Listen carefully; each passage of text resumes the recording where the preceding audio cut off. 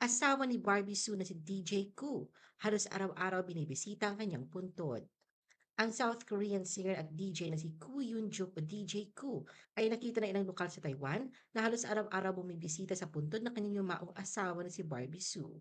Ayon sa mga larawang ibinahagi ng netizen sa social media, madalas siyang mag-isa at nakaupo sa tabi ng puntod habang tila ninanamnam ang kanyang pagunita sa mahal sa buhay. Inilibing si Barbie sa Chinpao Sun Cemetery sa New Taipei, Taiwan.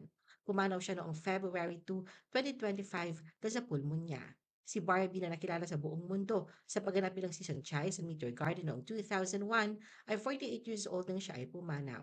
Sa mga larawang kuha ng mga nakakita sa kanya, makikitang tinititigan ni DJ Koo ang tila larawan ni Barbie sa kanyang tablet. Napansin din ng ibang netizens na mas umitim ang kutis ni DJ Koo mula nang huli nila itong makita.